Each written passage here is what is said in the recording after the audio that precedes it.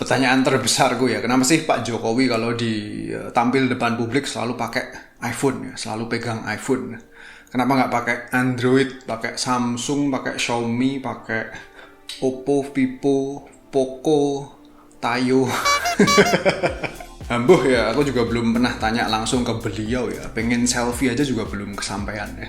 Dan kalau aku investigasi dari internet dari zaman old sampai zaman sekarang, Pak Jokowi itu sering banget genggam iPhone mulai dari iPhone 5S, iPhone 6, iPhone 10 ya, iPhone 10s Max, iPhone 11 Pro, macam-macam ya. Nggak tahu di tahun ini pakainya iPhone seri apa ya. Aku belum pernah ngeliat juga sih di media massa ya.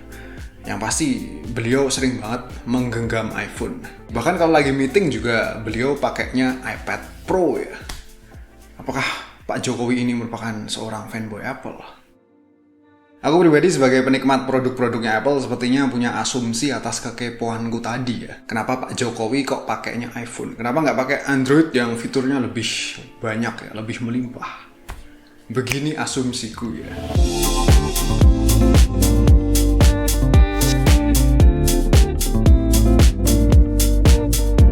Yang pertama adalah karena simplisitasnya atau kata lainnya lebih sederhana ya daripada si Android. Jadi Android menawarkan fitur yang seabrek ya, ini itu segala macam dijejelin sampai luber-luber, semua fitur ada dalam satu genggaman. Tapi ujung-ujungnya biasanya fitur-fiturnya yang melimpah tersebut paling cuma dipakai 2-3 kali awal-awal pas beli doang, setelah itu dilupakan ya, tidak dipakai lagi karena ya mungkin tidak dibutuhin banget.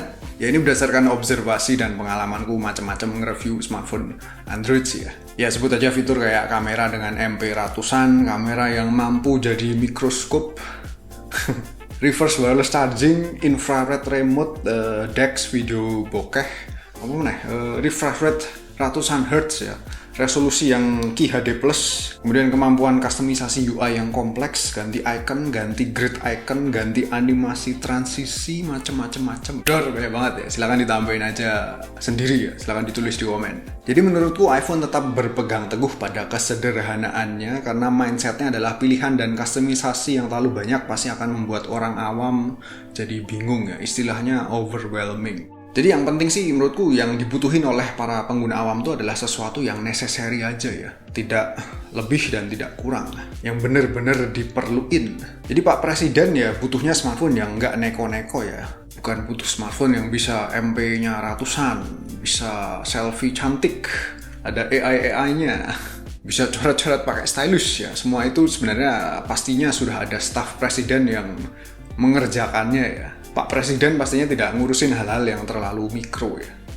Berpikirnya harus secara makro. Ya kayaknya sih gitu ya. Aku belum pernah jadi presiden sih. Jadi yang diperluin oleh seorang presiden dari sebuah smartphone utamanya adalah alat komunikasi yang secure, yang aman. Itu aja ya, nggak perlu neko-neko, yang penting smartphone-nya juga bisa berjalan dengan stabil dan smooth. Dan aku rasa si iPhone bisa memenuhi kebutuhan tersebut. Nah sekarang ngomong-ngomong soal secure ya, keamanan ya. Banyak yang mengakui bahwa si iPhone ini cenderung lebih aman daripada si Android ya. Banyak perdebatan di internet ini itu segala macam, tapi aku pribadi mengakui bahwa iPhone emang lebih secure daripada si Android. Salah satunya berkat ekosistemnya yang tertutup ya. Jadi tertutup di sini contoh singkatnya adalah ketidakmampuan si iPhone untuk menginstal aplikasi dari luar App Store. Kalau di Android kan gampang ya, mau install aplikasi dari luar Play Store tinggal cari APK-nya di internet, di search aja, di download, kemudian diinstal. Kalau di iPhone sebenarnya bisa sih, tapi metodenya ribet ya, kudu di jailbreak, kalau nggak pakai metode penginstalan via Alt Store ya. Ntar aku bikin videonya. Nah, absennya kemampuan tersebut di iPhone tentu menjadi salah satu faktor yang bikin smartphone ini lebih aman dari serangan ya. Serangan cyber ya. Kan nggak lucu ya kalau misal Pak Jokowi pakai Android, terus beliau dapat WA kayak gini ya. Wah, ada paket Pak Jokowi ya. Silahkan di-download ya, dibuka ya, diinstal dulu APK-nya.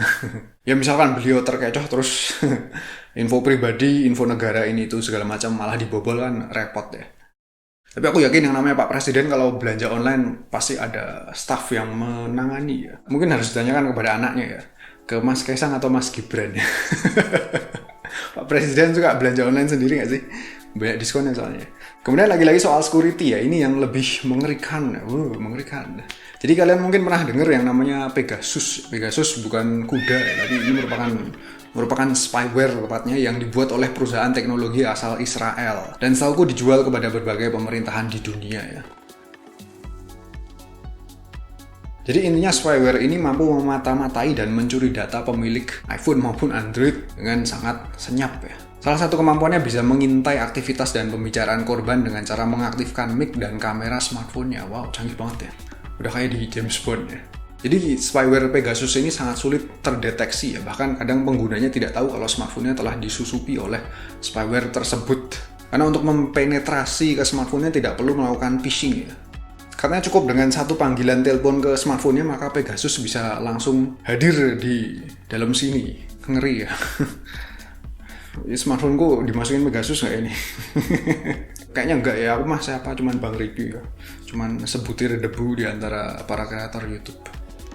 Intinya spyware ini mengandalkan celah keamanan dalam sejumlah aplikasi-aplikasi umum atau celah pada operating system smartphone-nya. Nah, bagaimana langkah Apple untuk mengantisipasi hal tersebut? Yang pertama adalah dari security update yang gercep dan selalu hadir untuk seluruh perangkat Apple dalam hari yang sama secara serentak ya. Lah kalau Android ya paling jajaran flagshipnya duluan yang dapat update ya. Nah, itu pun nggak semua brand langsung ngerilis update dalam hari H ya, hari pertama. Kemudian untuk smartphone kelas low end atau mid end-nya paling update-nya dapatnya menyusul, biasanya sih gitu.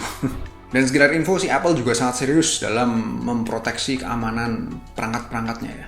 Jadi salah satunya dengan mengadakan security bounty hunter kepada para praktisi atau peneliti ya, dengan reward yang gede. Rewardnya nggak main-main ya. Klaimnya sudah menghadiahkan total sebesar $20 million ya. Berapa rupiah itu?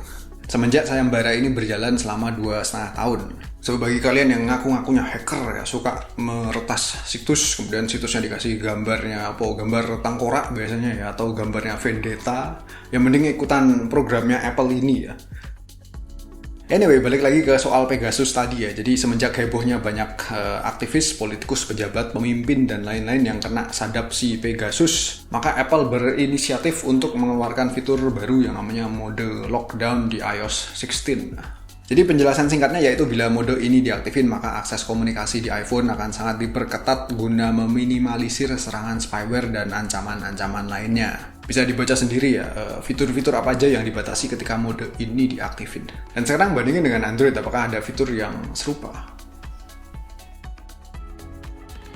Nah, itulah kemungkinan kenapa si Pak Jokowi pakainya iPhone. Bisa jadi mode lockdown tersebut diaktifin secara terus-menerus, mungkin loh ya. Yang bikin aku rada kepo juga adalah apakah Pak Jokowi pakai iPhone dengan OS yang custom, dengan proteksi yang lebih, dengan enkripsi yang lebih superior seperti iPhone-nya yang dipakai si Joe Biden, Presiden Amerika Serikat ya.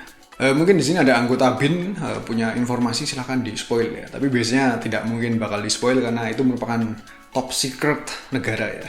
Dan soal security di iPhone sebenarnya masih banyak keunggulan lainnya bila dibandingin dengan Android, tapi nggak akan aku bahas secara lebih detail lagi, nanti malah out of topic ya. Yang pasti adalah satu lagi alasan kenapa Pak Jokowi pakai iPhone.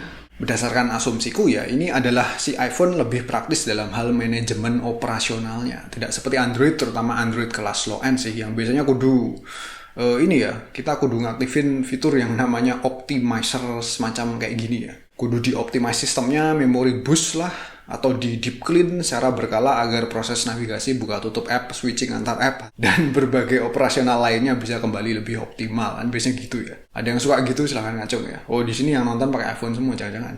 Hal kayak gitu tentu ribet, dan makanya Pak Jokowi pakainya iPhone karena tidak ada waktu untuk memaintain performa sistemnya agar lebih optimal secara terus-menerus, secara manual ya. Makanya beliau pakai iPhone yang agak memerlukan langkah kayak gitu, karena dari sononya ya iPhone cenderung udah optimize dari segi software, bahkan dari segi hardware-nya juga ya. Pakai iPhone tuh satset ya.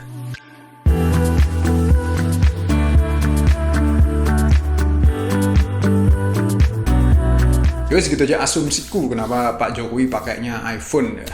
Semoga asumsiku, tebakanku bener ya. Sehat selalu juga buat Pak Jokowi dan kerja.